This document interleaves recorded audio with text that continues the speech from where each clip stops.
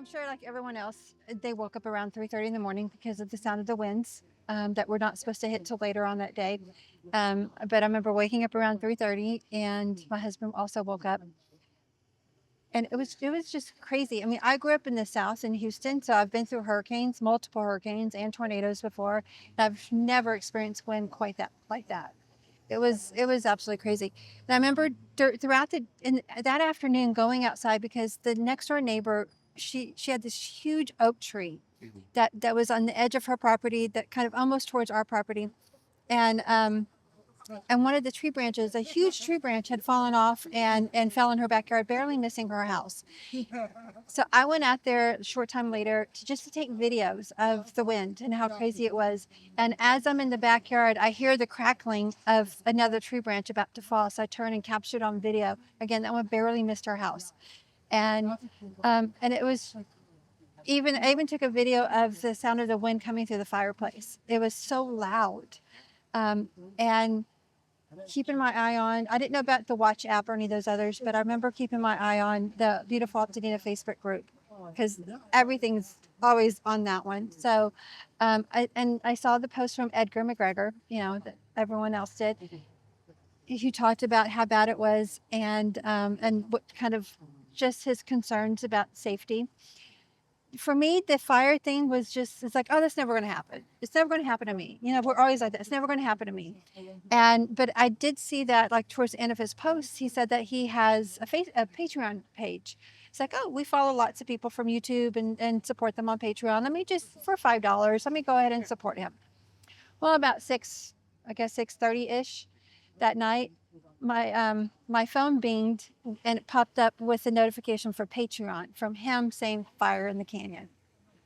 That was the only notification we got from the fire until the fire was at the end of our street. We got the official notification when the fire was about 10 minutes away from our house. Yeah. So so the first thing I did was sent a group text message to all my immediate neighbors. Hey, fire in the canyon, be prepared to evacuate. I immediately started packing. My husband's like, I've been through the station fire, I've been through the Bobcat fire, we're fine. Went back, sat back down on the couch, and started watching TV again. It's like, nope, I'm packing. So I immediately started. I texted my son who lives over here in Highland Park, and I just, okay, computer stuff, hard drives, and then trying to figure out what clothes to pick. And it's like, okay, what are my favorite, most expensive clothes? Pick those, and then pick some practical clothes. Same thing with shoes. Like, my three favorite designer expensive shoes, and then the rest of the shoes are practical shoes. So I just started packing as much as I could, and then my husband decided every time I would take a trip to the car to load everything, I was like, it's getting brighter. The sky's getting brighter. And my husband went outside, maybe about 20 minutes after we got the notification that there was a fire. He said, there's a very, very faint glow in the sky. We're not getting any wind. We're not getting the smell. We're not getting the ash, nothing like that. So he went back, sat down on the couch. About 10, 15 minutes later, he went outside again. The sky's getting brighter. Yeah. And then about 30 minutes later, that's when we started getting the smoke and the ash. Yeah. He goes, okay, now I'm going to pack. Yeah.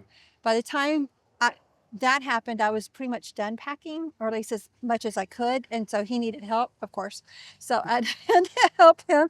But again, each trip to the car, it got brighter, brighter, and brighter. It was like the sun was coming up. And then, like, maybe 20 minutes before we left, we could actually see the flames, like clear view of the flames. And by then, all the other neighbors had left or were about to leave.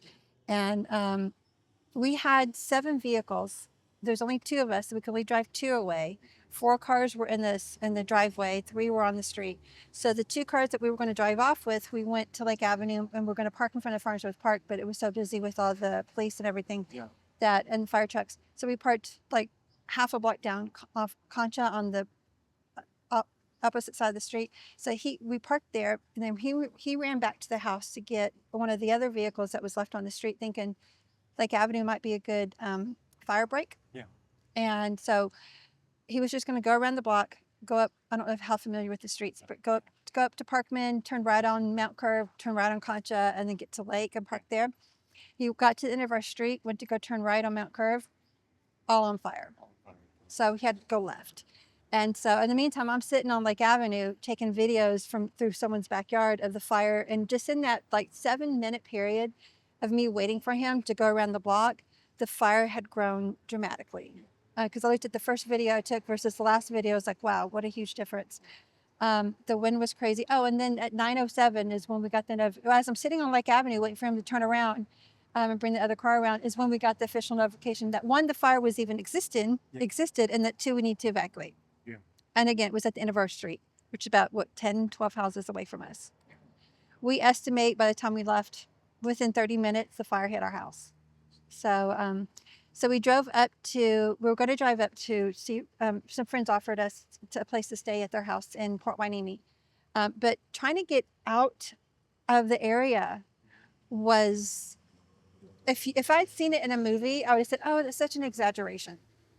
It was crazy. So I have my little car over there is a little Mazda Miata. So the wind was so crazy. It was pushing it around. People were running out of the neighborhood because it was on fire. Yeah. And cutting in front of everybody, not to mention you have fire trucks and other emergency vehicles speeding up and down Lake. So we're trying not to get hit by everyone as everyone's trying to get out of the neighborhood and turn left to go down the hill. And smoke, ash, embers, it's just, the wind was crazy.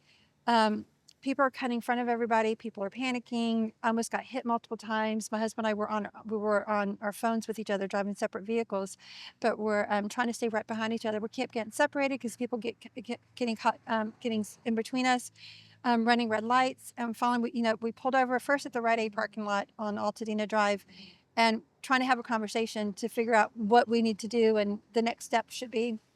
And couldn't even hear each other between the wind and the sirens. We couldn't hear each other. So we went further down the hill and stopped at the Super King parking lot. Again, same situation. It's like, you know what? And I was in panic mode too. It's like, we've got to get out of here. We have to get out of here. Yeah. In fact, before we left the house, he wanted to go to the bathroom real quick. And it's like, nope, you can pee down the hill. We're getting out of here. We need to go. We need to go. And so we ended up further down Lake, and we realized we've got to get off of Lake Avenue. We're going to get in an accident because of how crazy the situation was. So we turned down one of the side streets. I don't remember which one. Yeah, I don't remember which one, but it was further down Lake. And it was past Washington, I know that. And we can't go this way because there's a tree that had fallen down on top of a car blocking the entire road. So we turned down another side street. And oh, look, there's another tree blocking that road. We can't go there. Oh, look, there's live wires. So we zigzag our way, finally made it to the freeway at Fair Oaks. So we had to zigzag from Lake to Fair Oaks. That's how much we had to get to actually get through to get on the freeway. As we're on the freeway, we are driving, again, wind, ash, everything. There are trees, like large tree branches, flying from above and crashing in front of us on the freeway. So we're trying to dodge other vehicles and dodge the trees. In the meantime, we're still in panic mode. So, we're not fully, yeah, it was so much chaos. It was crazy. So again, if I'd seen that in a movie, I said, oh, that's such an over exaggeration. That would never happen. But it did.